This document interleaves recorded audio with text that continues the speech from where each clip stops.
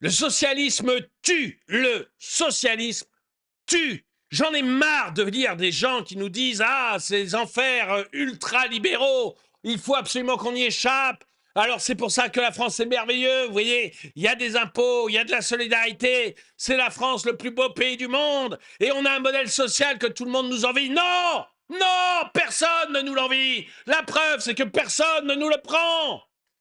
J'en ai marre. Qu'est-ce que vous voulez? J'en ai marre actuellement des impôts et marre de cette mentalité de mouton, de lavage de cerveau où vous fait croire que parce que vous payez des impôts, énormément d'impôts, la France est un pays plus juste que les enfers ultralibéraux. C'est faux, il y a des statistiques très claires là-dessus. Des statistiques que je vais vous montrer là, maintenant, dans cette vidéo. Notamment, vous payez beaucoup d'impôts, donc il y a forcément beaucoup moins, mais alors, beaucoup moins de misère en France qu'ailleurs dans le monde. C'est net. Il y a sûrement beaucoup moins de sans-abri en France qu'aux États-Unis. J'entends ça tout le temps. Eh ben non, pas du tout, c'est l'inverse. La France est le pays de l'OCDE où il y a le plus de sans-abri. Bonjour. Et bienvenue dans cette nouvelle vidéo de DME en direct. Comme toujours, si vous n'êtes pas abonné, je vous suggère de le faire. Et de cliquer sur la cloche pour être prévenu lorsque je sors une nouvelle vidéo. Et vous devriez aller voir la boutique de DME si vous voulez soutenir la chaîne ou même trouver des produits qui vont être hyper sympas. Le lien est dans la description. Voilà, je suis désolé, je suis déjà énervé. Qu'est-ce que vous voulez? Qu'est-ce que vous voulez? Faut que je me basse un peu les cordes vocales.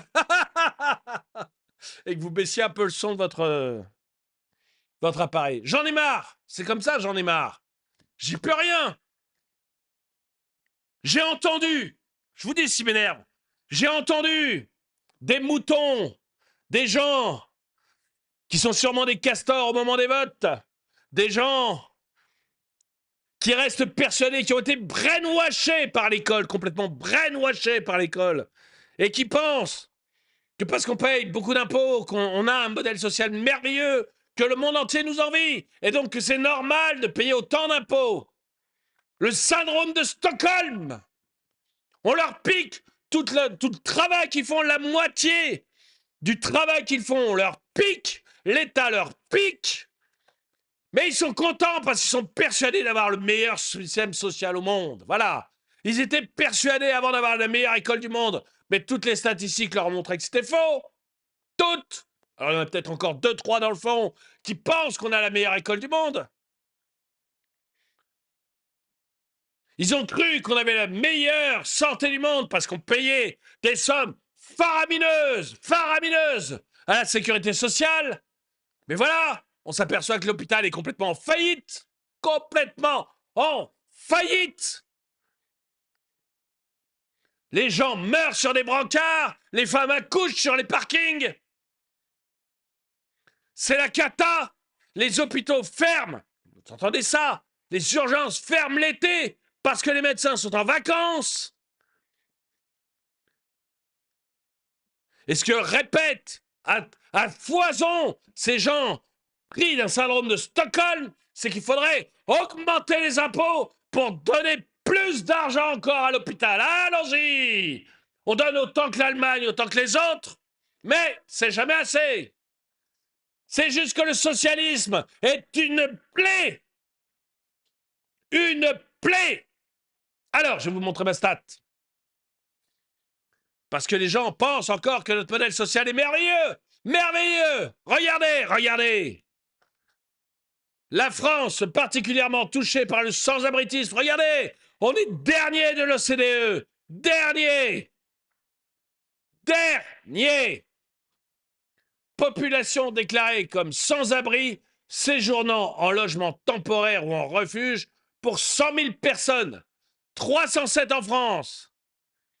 Alors on va comparer avec l'enfer ultra-libéral horrible, catastrophique et mortifère que sont par exemple, je sais pas, comparons à l'Irlande, comparons aux États-Unis, tiens aux États-Unis, allons-y. Les États-Unis, 192, nous, 307. Les États-Unis, 192, nous, 307.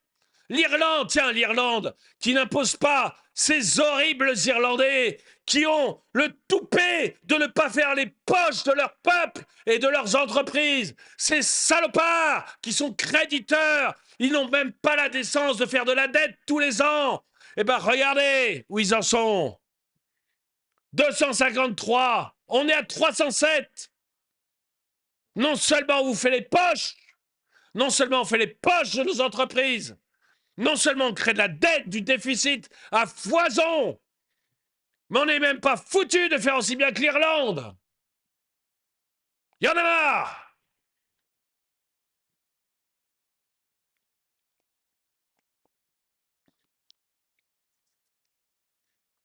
J'en ai marre parce que je vois le peuple crever.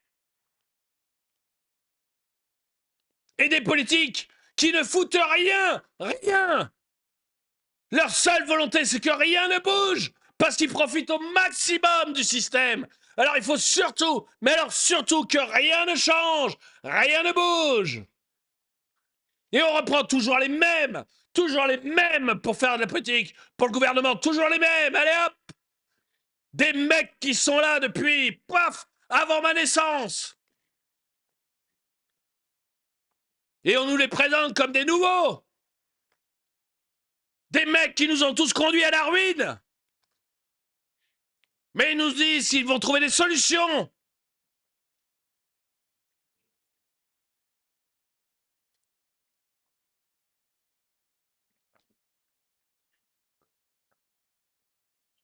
Et vous savez ça, cette statistique-là merveilleuse que je vous montre, hein? Eh ben, il y a pire. Vous savez, je parlais d'un syndrome de Stockholm. Je parlais d'un syndrome de Stockholm. Les profs, majoritairement de gauche, qui manifestaient, qui hurlaient sur le fait qu'il fallait surtout pas embêter les gamins. Ah non, faut surtout pas de notes. Ah non, non, non. Ah, surtout, faut pas de contrôle. Ah, surtout, faut pas d'autorité. Non, non, non. Aujourd'hui, ils sont en train de mouiller leur slip à chaque fois qu'ils rentrent en classe parce qu'ils ont peur de se faire taper. Et quand ils n'ont pas peur des gamins parce que les gamins sont trop petits, ils ont peur des parents. Mais en plus, ces gens qui votent massivement à gauche, massivement socialistes et probablement LFI aussi, en plus, ils se rendent pas compte à quel point le système les traite mal, les traite extrêmement mal. Ce ne sont pas des privilégiés. On les traite comme des mendiants. Regardez l'échelle des salaires, je vais vous montrer l'échelle des salaires. Les salaires des enseignants, c'est sudouest.fr qui avait publié ça.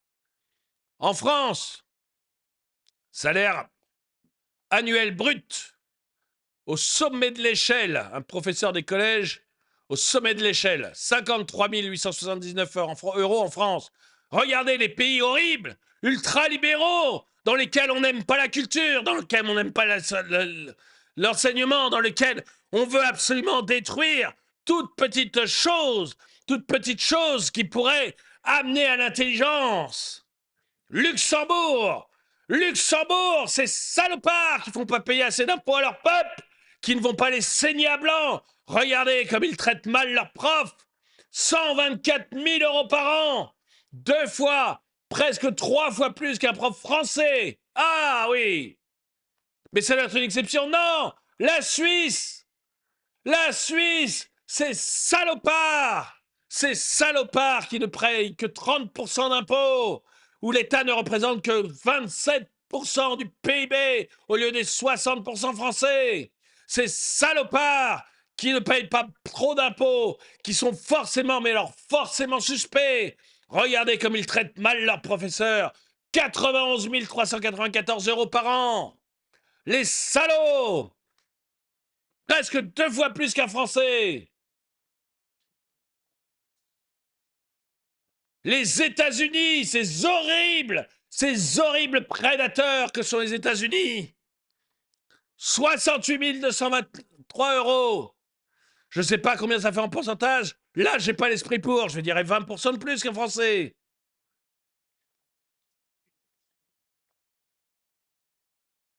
Il y en a marre. Il y en a marre.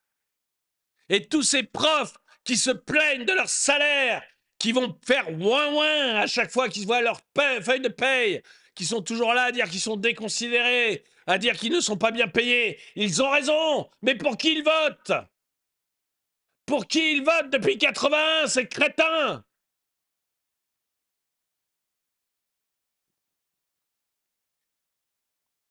Évidemment, parmi eux, il y a des gens bien. Hein, mes 2 parents étaient profs.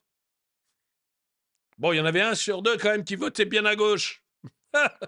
Qui continue à voter bien à gauche. Qui a du mal même à trouver des gens suffisamment à gauche pour lui. Mais évidemment, il y a des gens bien.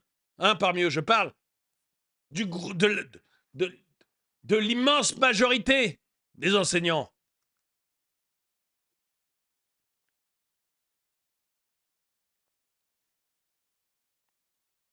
C'est une catastrophe. Une catastrophe. Je reviens un petit peu sur le sans-abritisme. Enfin, vous connaissez une des raisons du sans-abritisme?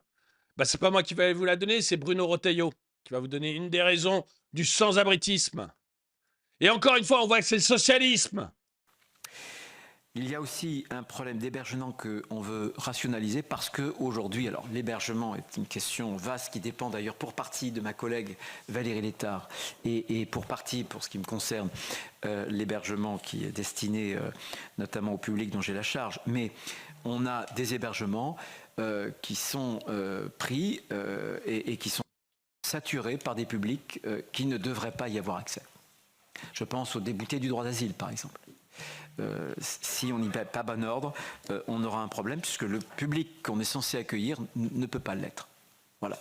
De même que l'hébergement au sens général, l'hébergement d'urgence, ça c'est ma collègue Valérie Létard, à 70 à 80% désormais, est occupé par des étrangers en situation irrégulière, avec des normes. 70% de l'hébergement d'urgence par des immigrés en situation irrégulière. Mais est-ce que c'est normal? Est-ce que c'est normal d'avoir autant de sans-abri et que 70% à 80% de l'hébergement d'urgence soit pris pour les immigrés en situation irrégulière? C'est-à-dire des mecs qui devraient, et je dis des mecs parce que c'est très majoritairement des hommes, quoi qu'on veuille nous faire croire, des mecs qui devraient même pas être ici. Alors ça aussi, c'est de la bien-pensance. Ça aussi, c'est du socialisme. Il y en a marre, soyez mal-pensants. Dans tous les sens du terme.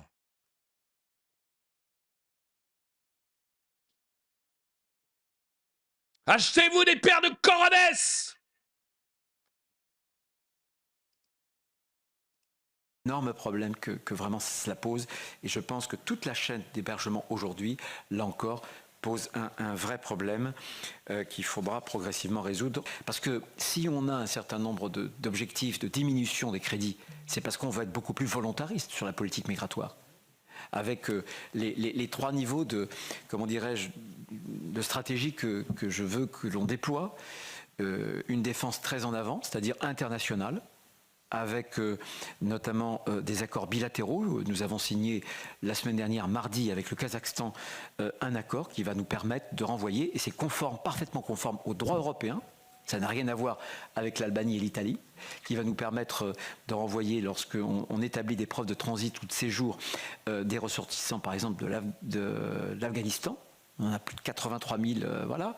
On va multiplier ce genre d'accords. On va nommer un binôme avec un ambassadeur et une sorte de missi-dominici du ministère de l'Intérieur qui vont être chargés de développer ces accords bilatéraux. Donc une défense de l'avant, si j'ose dire. Ensuite, une réponse européenne. C'est notamment l'application la plus rapide possible, anticipée du pacte asile-immigration. Ça va nous permettre de mieux défendre nos frontières extérieures avec des centres d'attente. Par exemple, sur les demandeurs d'asile, les demandeurs d'asile qui proviennent de pays dont le taux de protection est de moins de 20% auront un traitement qui sera un traitement très rapide. Et on a besoin de ce pacte asile-immigration. Il faudra le transposer en droit. Bon, on ne va pas écouter les 6 minutes dans lesquelles il nous raconte ce qu'il veut faire. De toute manière, il a été dégagé. Enfin, non, a priori, il est revenu, mais ce qui était dit à ce moment-là, le gouvernement a été dégagé. Donc, bon, on verra bien plus tard. Écoutez, dites-moi ce que vous en pensez. Dites-moi ce que vous en pensez. Est-ce que vous continuez à croire que payer beaucoup d'impôts, c'est bien? Parce que ça nous permet d'avoir un modèle social que le monde entier nous envie, mais que personne ne nous copie.